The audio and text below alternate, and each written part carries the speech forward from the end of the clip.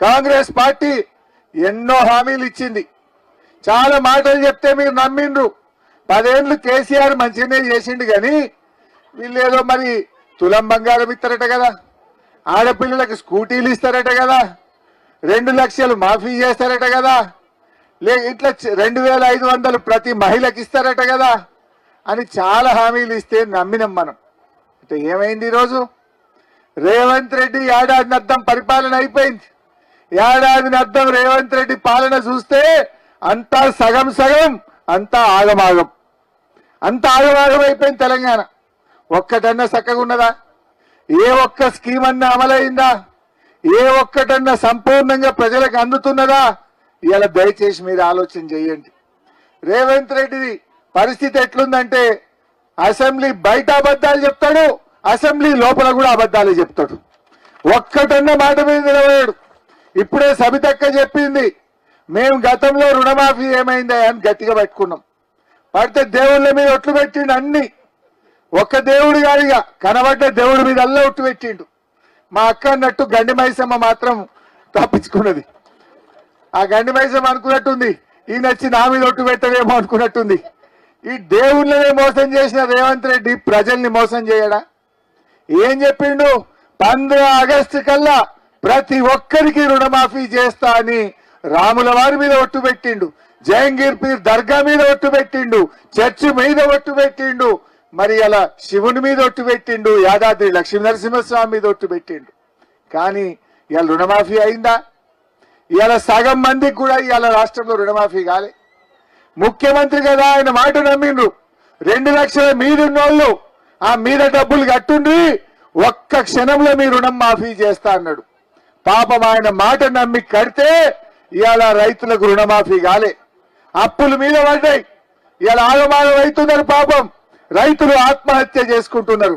నేను రేవంత్ రెడ్డిని అడుగుతా ఉన్నా, నువ్వేమంటావు? మాట మాట్లాడితే నేను పాలమూరు బిడ్డను అంటావు, నల్లమల అడవుల్లోకి వచ్చిన అంటావు. మరి నల్లమల అడవులకి వెళ్ళి వచ్చినవైతే 2 లక్షల రుణమాఫీ విషయంలో నీ నిజాయితీ ఏమైంది? పాలమూరు బిడ్డవైతే నీ పౌరుషం ఎక్కడ పోయింది రేవంత్ రెడ్డి అంటున్నా. ఇవాళ ఈ రాష్ట్రంలో రుణమాఫీ కాక రైతులు ఎంతో బాధపడుతుంటే నువ్వు ఇవాళ ఎగబెట్టి మోసం చేసినావు. కొద్దిగంత చేసిండు.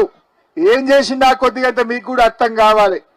వానకాలం రైతు బంధు పైసలు 8,000 కోట్లు ఎగ్గొట్టిండు. మన వానకాలం రైతు బంధు పడాలా వద్దా? పడ్డదా? అవి 8,000 కోట్లు ఎగ్గొట్టిండు. మొన్న యాసంగిలో 3-4 ఎకరాల దాకా వేసిండు, అందులో ఒక 4,000 కోట్లు ఎగ్గొట్టిండు. అవి ఇవి కలిపితే 13,000 కోట్ల రూపాయలు రైతు బంధు పైసలు ఎగ్గొట్టిండు. గీ 13 తీసుకుపోయి కొంతమందికి రుణమాఫీ చేసి ఇక నేను చేసిన అంటాడు. నువ్వు చేసిందేమున్నది? రైతు బంధు ఎగ్గొట్టినావు, పావుల మందికి రుణమాఫీ చేసినావు, 12 మందికి రుణమాఫీ కూడా ఎగ్గొట్టినావు. మీరు యాద్ చేసుకోండి, కేసీఆర్ గారు ఉండగా కరోనా వచ్చింది. కరోనా వస్తే మనందరం తలుపులు పెట్టుకొని ఇళ్లలోనే ఉన్నాం 45 రోజులు. భయపడ్డం బయటకు రావాలంటే. బస్సులు బంధు, ఎక్కడ రోడ్ల మీద మనిషి లేకుండా అయిండు. గంత కరోనా కష్టకాలంలో కూడా కేసీఆర్ గారు మీరు రైతు బంధు వేసిండా లేదా? బరాబర్. నీ నెల 2,000 పింఛన్ ఇచ్చిండా లేదా? నీకు ఏదన్నా ఆపిండా కేసీఆర్? మరి ఏమైందా రేవంత్ రెడ్డికి? ఇప్పుడేం కరోనా లేదు, ఏం తిప్పలు లేదు. ఎందుకు ఇవ్వవు రైతు బంధు? వానకాలం 9,000 రైతు బంధు ఎగ్గొట్టివి, యాసంగి 4,000 ఎగ్గొట్టివి. 13,000 కోట్ల రూపాయలు మా రైతుల చేతుల్లోకి, మా పేదల చేతుల్లోకి వచ్చే డబ్బులను ఇవాళ ఎగబెట్టిండు రేవంత్ రెడ్డి. 13,000 ఎగ్గొట్టిండు. గివి తీసుకుపోయి రుణమాఫీల జరంత ఇచ్చినట్టు చేసి ఇక రుణమాఫీ అయిపోయిందంటాడు. చెప్పిందంతా రుణమాఫీ 49,000 కోట్లు చేస్తా అన్నాడు. బడ్జెట్ లో 31,000 కోట్లు అన్నాడు, కానీ ఇచ్చింది 15-16 కూడా లేదు. అంటే అంతా మోసం. రైతు బంధు ఏమన్నాడు? ఎకరానికి 15,000 అన్నాడు. పోనీ అదన్నా వచ్చిందా? అది వచ్చింది లేదు. ఏ ఒక్క మాట కూడా ఇవాళ నిలుపుకోలే. కేసీఆర్ గారు ఉండగా ఈ రాష్ట్ర జీడిపి పెంచిండు, రాష్ట్రం యొక్క ఆదాయం పెంచిండు కేసీఆర్ జీడిపి పెంచితే రేవంత్ రెడ్డి గుండాయిజాన్ని పెంచుతున్నాడు. కేసీఆర్ గారు ఈ రాష్ట్రంలో పేదల తలసరి ఆదాయం పెంచిండు. పేదల ఆదాయాన్ని కేసీఆర్ తలసరి ఆదాయం పెంచితే ఈ రేవంత్ రెడ్డి ఏమో ఆయన కుటుంబ ఆదాయాన్ని పెంచుకుంటుండ్రు.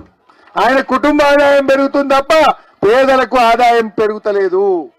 ఏమైనా మాట్లాడిందనుకో రేవంత్ రెడ్డి పాలన ఎట్లుందంటే అయితే లూటీ లేదంటే లాఠీ. మొత్తం ఇప్పుడు ఈ రోడ్ వేసిండు. ఏం రోడ్డు మీరందరూ వద్దంటున్నారు. 6 line road green field road వేస్తా అంటే ఎందుకయ్యా ఈ రోడ్ అని మీరు అందరు అడుగుతున్నారు. నాకు ఆడ ఊర్లే దరఖాస్తులు ఇచ్చిండ్రు రైతులందరూ. ఏమంటున్నారు, ఆల్రెడీ నాగార్జున సాగర్ హైవే ఉన్నది, శ్రీశైలం హైవే ఉన్నది, మా సబితమ్మ గారు వేయించిన ఫార్మాసిటీ 4 లైన్ రోడ్ ఉన్నది, మీదికెళ్ళి రీజనల్ రింగ్ రోడ్ వస్తుంది. 4 రోడ్లు ఉండగా మళ్ళా మా భూములు తీసుకొని ఈ రోడ్ వేసుడు ఎందుకయ్యా అని పాప మా భూమి పోతున్న రైతులంతా ఏడ్చుకుంటానన్నాడు కలిసింది. ఇప్పుడు 1000-1200 ఎకరాలు గుంజుకుంటున్నావు. ఎవరి కోసం? ఎవరిది 4th సిటీ? దీనివల్ల ఎవరు బాగుపడతారు? ఎవరి కోసం చేస్తున్నావు రేవంత్ రెడ్డి?